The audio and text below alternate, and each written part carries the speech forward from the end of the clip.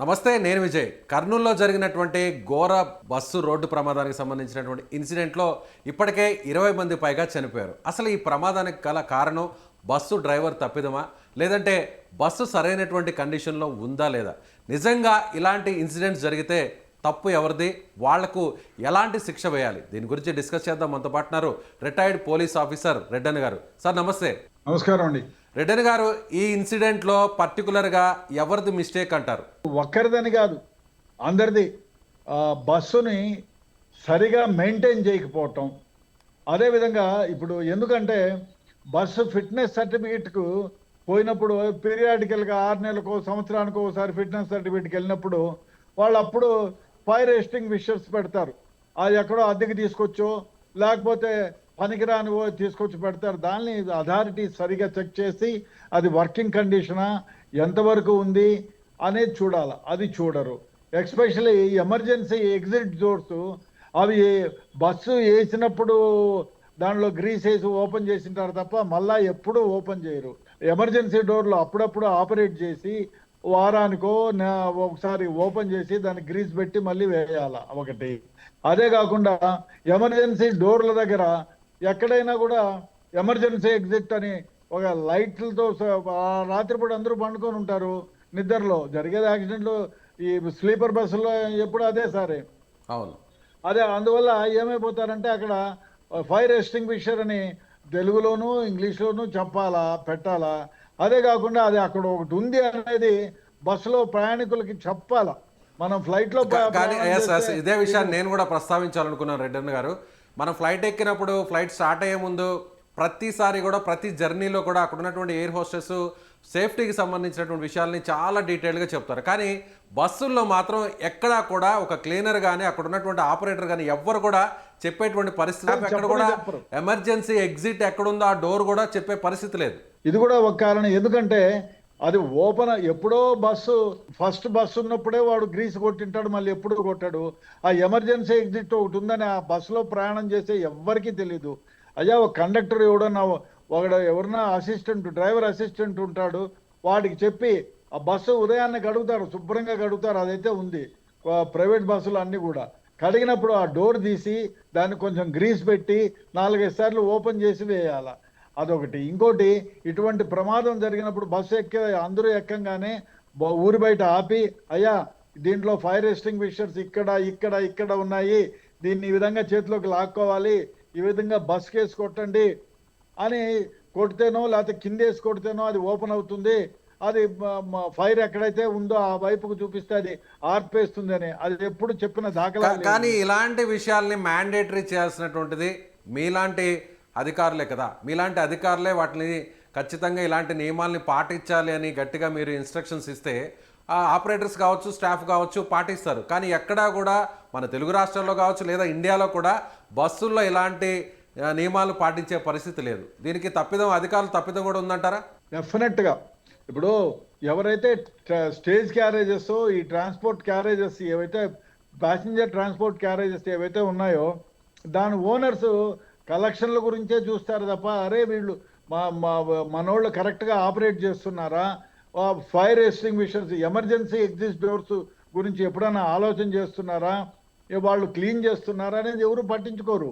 ఫస్ట్లో బస్సు వచ్చినప్పుడు మాత్రం ఓపెన్ చేసి చూస్తారు, ఫిట్నెస్ సర్టిఫికేట్ పోయిన రోజు మాత్రం ఓపెన్ చేస్తారు. చాలా సందర్భాల్లో అది చూడరు. అంటే చాలామంది ఇన్ఫ్లుయెన్స్ ఉపయోగించి ఫిట్నెస్ సర్టిఫికేట్ తీసుకుంటారు. అదొక దరిద్రం.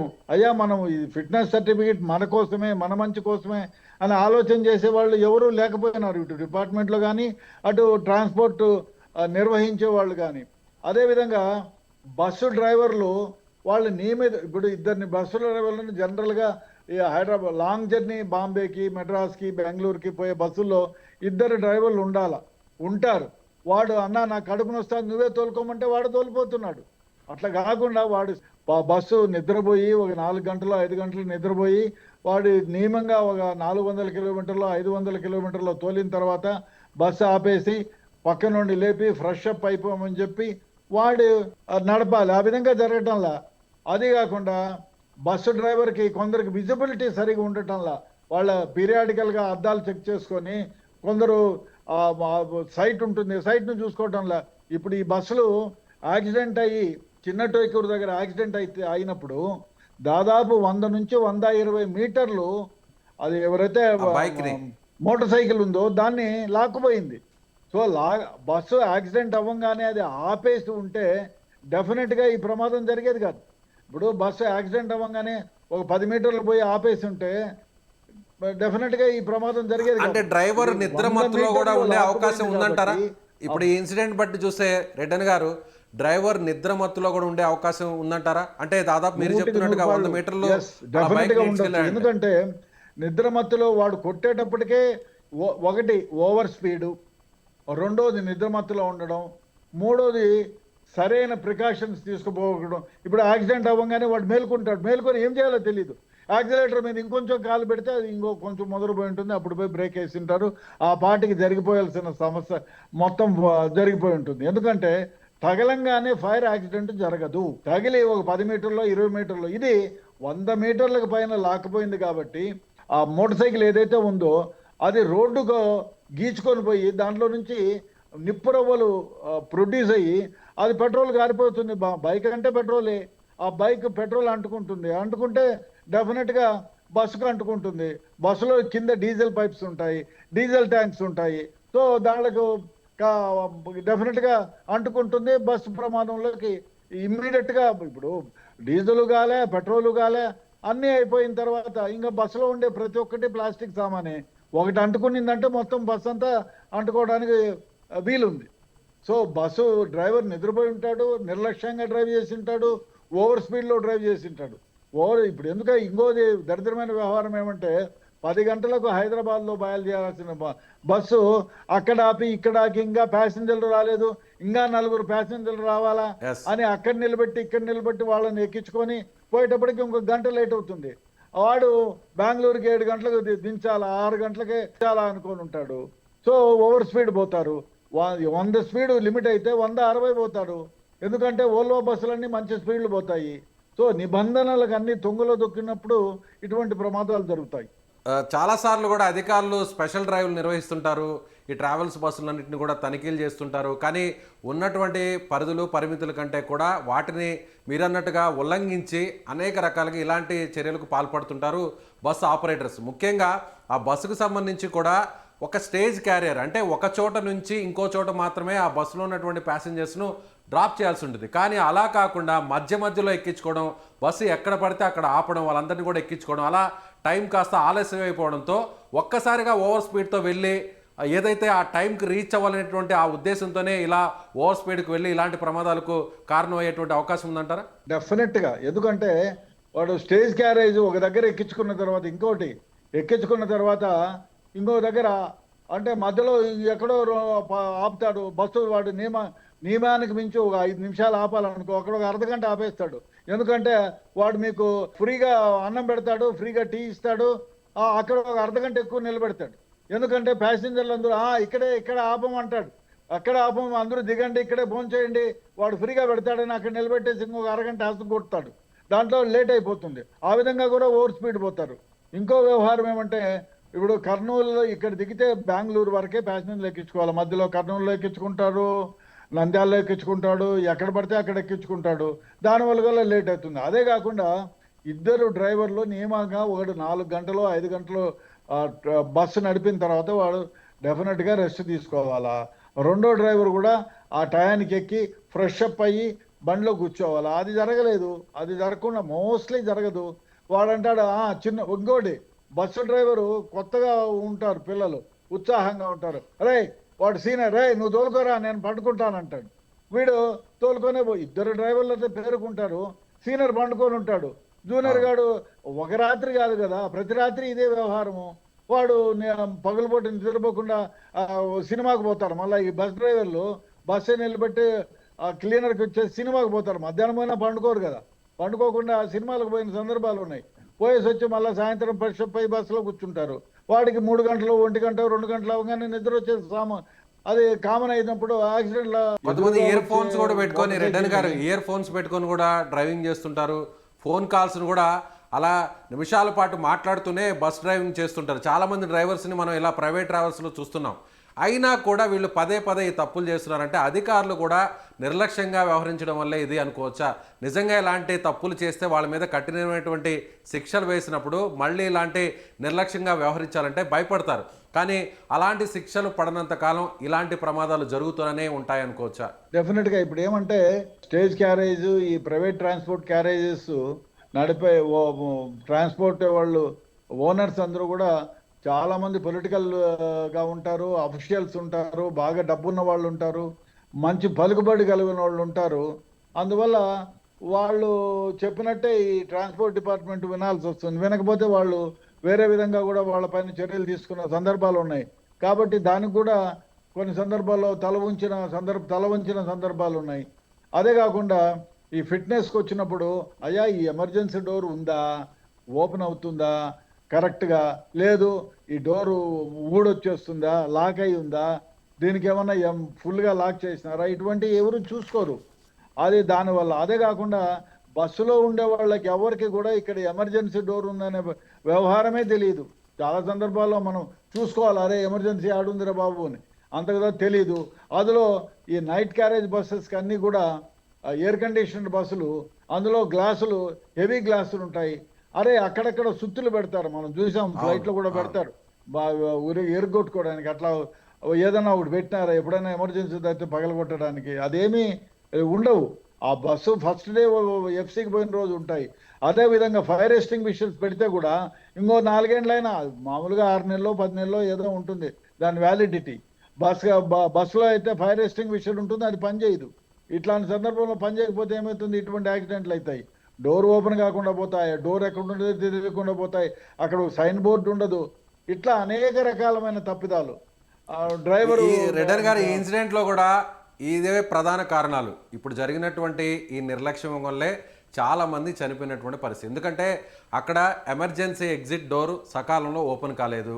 అలాగే డోర్ ఎక్కడుందో కూడా చాలా మందికి తెలియదు. మీరన్నట్టుగా ఆ గ్లాసెస్ని బ్రేక్ చేయడానికి ఓడాల్సినటువంటి పనిముట్లు ఏవి కూడా ఎక్కడున్నాయో కూడా ఎవరికి తెలియదు. సో ఒక రకంగా చెప్పాలంటే ఒక అవేర్నెస్ లేకపోవడం వల్లే, నిర్లక్ష్యం వల్లే ఇంతమంది చనిపోవడానికి కారణం అనుకోవచ్చా? డెఫినెట్గా అవేర్నెస్ ఉండి, అయ్యా ఎస్డి ఎగ్జిస్ట్ వీట్ ఇక్కడ ఉంది, ఈ ఫైర్ ఎస్టింగ్విషర్ ఎక్కడెక్కడ ఉంది, ఈ విధంగా ఓపెన్ అయితే పరిగెత్తిపోవాలి అనే ఎవరికి తెలియదు. అందువల్ల అందులో నిద్రపోయినప్పుడు, ఇప్పుడు ఇట్లా ఫైర్ యాక్సిడెంట్లు కానీ జరిగినప్పుడు ఆటోమేటిక్గా ఒక అలారం లాంటిది పెట్టాలి బస్సులో. ఆ డ్రైవర్ సీట్ పక్కనో, అసిస్టెంట్ పక్కనో, నిద్రపోయే డ్రైవర్ దగ్గరనో ఎవరో ఒక ఫైర్ లేదు ఇంత ఇంపాక్ట్ వచ్చిందంటే ఆటోమేటిక్గా అలారం, అందరూ నిద్రపోతూ ఉంటారు. మామూలుగా వీళ్ళు వేసే బ్రేకులకి యాక్సిడెంట్ లాగే ఫీల్ అవుతూ ఉంటారు. కాబట్టి ఇట్లా ఇంపాక్ట్ యాక్సిడెంట్ అయితే అలారం వచ్చేటట్టు, లేదు డ్రైవర్ దగ్గర ఒక అలారం వస్తే అలారం మోగిస్తే వాడు చెప్పాలి, అయ్యా మేము ఏదైనా యాక్సిడెంట్ అయితే ఇట్లా బెల్లు నొక్కుతాను, అలారం వస్తుంది, మీరు మేల్కోవాలా, ఎమర్జెన్సీ దాంట్లో దిగాలని ఎవరు చెప్పేవాళ్ళే లేరు కదా. సో ఇవన్నీ లేవు, అలారం ఉండదు, ఈ ఫైర్ ఎస్టింగ్విషర్ ఉన్నా పనిచేయవు, ఎమర్జెన్సీ డోర్లు ఓపెన్ కావు, అనేక రకాలు. ఇంకా డ్రైవర్ నిద్రమత్తులో ఉండడం. ఇప్పుడు యాక్సిడెంట్ చేసి 100 to 120 feet 120 meters లాకపోయినాడంటే డెఫినెట్గా డ్రైవర్ తప్పిదం వన్ ఆఫ్ ది రీజన్. అలాగే స్పీడ్కి సంబంధించి కూడా ప్రైవేట్ ట్రావెల్స్ ఎంత స్పీడ్ అనేది మెయింటైన్ చేయాలి, సో ఎంతవరకు ఈ స్పీడ్ అనేది అక్కడ వరకు కట్టడి లాంటిది ఏమన్నా ఉందా? సో ఇక్కడ కూడా ఇన్సిడెంట్లో మనం ఈ ప్రమాదానికి గల కారణంలో కూడా మెయిన్గా హై స్పీడ్లో, ఓవర్ స్పీడ్లో వెళ్ళడం వల్లే ఇంత పెద్ద ఇన్సిడెంట్ జరిగింది అనేది కూడా ఎక్స్పర్ట్స్ కూడా చెప్తున్నారు. ఎంత స్పీడ్ లిమిటేషన్ ఏమైనా ఉంటుందా? డెఫినెట్గా లిమిటేషన్ ఉంటుంది, కానీ ఆ లిమిట్ ఎప్పుడు పాటించరు కదా. ఆ లిమిట్ను పాటిస్తే డెఫినెట్గా యాక్సిడెంట్లు అనేది జరగవు. ఇప్పుడు లేదు గంట లేట్ అయింది, ఎక్కడో బ్రేక్ఫాస్ట్ల దగ్గర వీళ్ళ దగ్గర నిలబెట్టేసినారు, దాన్ని కవర్ చేయాలంటే ఓవర్ స్పీడ్ పోవాలా. కాకుండా కొన్ని లైట్లు, కుడిపక్క లైట్ సరిగా వెలగదు, ఎడం పక్క లైట్ వెలుగుతూ ఉంటుంది, ఆ లైటింగ్ సరిగా పడదు. ఆ లైటింగ్ అడ్జస్ట్మెంట్లు ఉంటాయి, ఇన్ని మీటర్లు పోతే ఇంత ఎత్తులో ఉండాలా, ఇన్ని మీటర్లలో ఇంత ఎత్తులో, అదేమి పని చేయవు, అడ్జస్ట్మెంట్లు చేయాలి, అదేమి చేయరు. సో ఎదురుగా వచ్చే వాహనం వీళ్ళకి కనపడదు. ఈ కారణాల వల్ల ఒకవేళ యాక్సిడెంట్ మోటార్ సైకిల్లో కొట్టినా ఇమీడియట్గా బ్రేక్ వేసి ఒక 10 మీటర్ల దూరంలో నిలిపేసి ఉంటే డెఫినెట్గా ఇంత ఘోరం జరిగేది కాదు. ఈ కారణాల వల్ల ఇది. అదే ముఖ్యంగా ఇంకొకటి ఏమిటంటే, ఆ బస్సులో ఎవరున్నారు, ఎవరు ట్రావెల్ చేస్తారు. యాక్చువల్గా అయితే వాళ్ళ ఆధార్ కార్డు తీసుకోవాలా, వాళ్ళ ఫోన్ నెంబర్ తీసుకోవాలా, అది రిజిస్టర్ చేయాలా, ఎప్పుడు నలుగురు రాలేదనుకో, నలుగురు రాకపోతే ఈ నలుగురు వేకెంట్ ఉన్నాయన్నా ఏం చేయాలంటే బస్సు ఆపుతున్నారు, ఆపురా, వాడు ఆపుతాడు, ఈడెక్కించుకుంటాడు. వాడు ఎవడో తెలీదు, ఏ ఊరికి పోతాడో తెలీదు, ఏ ఊరోడో తెలీదు, వాడిని అడ్రస్ తెలీదు. ఇట్లాంటి ప్రమాదం జరిగితే వాడు నల్లగా మాడిపోతాడు. DNA టెస్ట్ చేసినా కూడా ఎవరని, వాడు ఊర్లో ఎక్కినోడు ఊరికి ఏ బస్సులో ఎక్కిండేదే వాళ్ళ ఇంటి ఫ్యామిలీ మెంబర్స్ తెలీదు, ఎవరు ఎక్కినారో తెలీదు, కాలిపోయినాడు ఎవరో తెలీదు, ఐడెంటిఫికేషన్ రాదు. ఒక వారమో 10 రోజుల తర్వాత మావాడు కూడా కర్నూలు పోతానంటా ఉండే, మరి ఏ బస్సు ఎక్కినాడో తెలియదని అప్పుడు అనుకుంటారు. సో ఒక లిస్ట్ ఉండాలా, ఆ లిస్ట్లో పాయింట్లో ఇప్పుడు బస్సులోనే లిస్ట్ పెట్టుకుంటే అది కాలిపోయిందంటే కష్టమవుతుంది. కాబట్టి ఎక్కడ బుకింగ్ అయిందో అక్కడ ఉండాలి, బస్సులో ఒక చార్ట్ ఉండాలి, డెస్టినేషన్ పాయింట్లో ఒక చార్ట్. ఇవాళ ఏముంది, ఫోన్లో టప్ అని పెట్టి అక్కడికి వెళ్ళిపోతుంది. ఆ విధంగా జరగాల. Nobody is doing that. ఇప్పుడు ఇంతమంది చాలా మంది చనిపోయినారు, వాళ్ళకి DNA టెస్ట్ చేస్తే ఎవరని ఫలానా ఫోన్ నెంబర్ అదో ఉంటే తెలుస్తుంది. అది కూడా మెయింటైన్ చేసింటారని నేను నమ్మను. సో అదేవిధంగా ఫ్లైట్లో చూస్తే ఎమర్జెన్సీ ఎగ్జిట్ దగ్గర యువకులుగా ఉన్నటువంటి వారిని, ఎంగేజ్లో ఉన్న వారిని కూర్చోబెడతారు. అక్కడ ఏదైనా ఎమర్జెన్సీ వచ్చినప్పుడు వీళ్ళు కొంచెం వెంటనే ఇమీడియట్గా రెస్పాండ్ అయ్యే ఛాన్స్ ఉంటుంది కాబట్టి, సో ఒకవేళ అడ్జస్ట్మెంట్లు కూడా చేస్తుంటారు మన ఫ్లైట్ ఎక్కిన తర్వాత. సో బస్సులో అలాంటి జాగ్రత్తలు ఎక్కడ కూడా కనిపించవు. మీరు అన్నట్టుగా 5 నిమిషాల ముందు యాప్లో మనం బస్ బుక్ చేసుకున్నా కూడా ఇమీడియట్గా బస్ బుక్ అయిపోతుంది. ఏ బెర్త్ వస్తుందో ఎవరికి తెలియదు, ఎక్కడ ఎవరు కూర్చుంటారు, ఎక్కడ ఎవరు పడుకుంటారు కూడా ఎవరికి అర్థం కాని పరిస్థితి.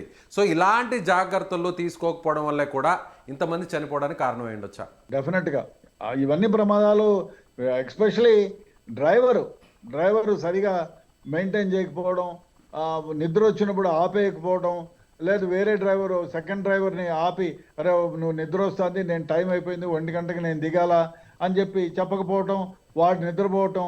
అదేవిధంగా వీడు బస్సులు ఇద్దరు, ఇప్పుడు ఇక్కడ నుంచి బెంగళూరు పోయినాను అనుకో, ఆ బెంగళూరులో వాడు భోంచేసి పడుకోవాలి, అది జరగదు. వాడు సినిమాకి పోతాడు, లేదా షాపింగ్కి పోతాడు.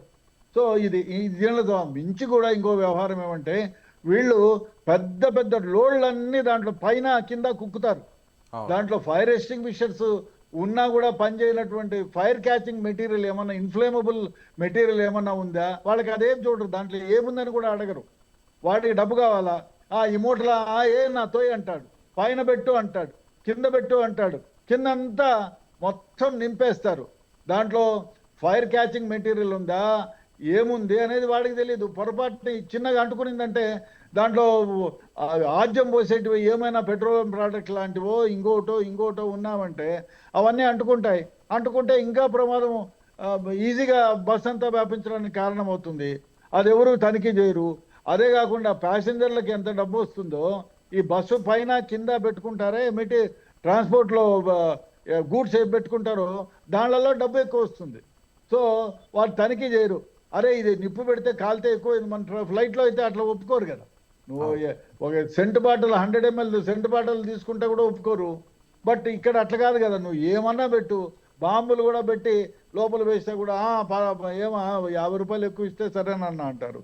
ఇవన్నీ పాటించకపోవడం వల్లే ఈ ఘోరమైన ప్రమాదం జరగడానికి కారణమైంది. Right sir, thank you sir, thank you so much. So ఇది రిటైర్డ్ పోలీస్ అధికారి రెడ్డన్ గారు చెప్పినట్టుగా ఖచ్చితంగా ప్రైవేట్ ట్రావెల్స్ నిర్వహణలో కావచ్చు, లేదంటే డ్రైవింగ్ చేస్తున్నప్పుడు కావచ్చు, అక్కడ వ్యవహరిస్తున్నటువంటి నిర్లక్ష్యమైనటువంటి తీరు వల్లే ఇలాంటి ఘోరమైనటువంటి ప్రమాదాలు జరుగుతున్నాయి. ముఖ్యంగా అధికారులు కూడా అప్రమత్తంగా ఉండాలి. అలాగే ఇన్ఫ్లుయెన్సెస్ ఎవరైతే పలుకుబడితో వీటన్నిటిని కూడా ఈ నియమ నిబంధనల్ని తొంగలో తొక్కి ఉల్లంఘించడం వల్ల కూడా ఇలాంటి ఘోరమైనటువంటి ప్రమాదాలు జరుగుతున్నాయి. ఇప్పటికైనా కూడా అటు అధికారులు అలర్ట్ అవ్వాలి, అలాగే బస్ ఆపరేటర్స్ కూడా ప్రయాణికులకు సంబంధించినటువంటి భద్రతను దృష్టిలో ఉంచుకొని ఖచ్చితంగా ఈ నియమాల్ని పాటించాల్సినటువంటి అవసరం ఉంది. ముఖ్యంగా డ్రైవర్స్ విషయంలో చాలా కఠినంగా ఉండాల్సినటువంటి అవసరం ఉంది. అలాగే ప్రయాణికులకు కూడా అవేర్నెస్ లాంటివి, అంటే ఇలాంటి ప్రమాదాలు జరిగినప్పుడు వెంటనే ఎలా రెస్పాండ్ అవ్వాలి, ఎలా వెంటనే అక్కడి నుంచి తప్పించుకోవాలి అనేటువంటి విషయాల మీద కూడా ఒక అవగాహన కూడా కల్పించాలి. బస్సును స్టార్ట్ అయ్యే ముందు, ప్రయాణాన్ని ప్రారంభించే ముందు కూడా సిబ్బంది ఈ విధంగా వ్యవహరించాలని ఆయన చెప్తున్నారు. మీరేమనుకుంటున్నారు? ఖచ్చితంగా ఇలాంటి ప్రమాదాలకు గల కారణాలు ఈ విధంగా నిర్లక్ష్యంగా వ్యవహరించడం వల్లే ఇలాంటి ఘోరమైనటువంటి ఇన్సిడెంట్స్ జరుగుతున్నాయా? ఖచ్చితంగా కామెంట్ చేయండి. Thank you so much.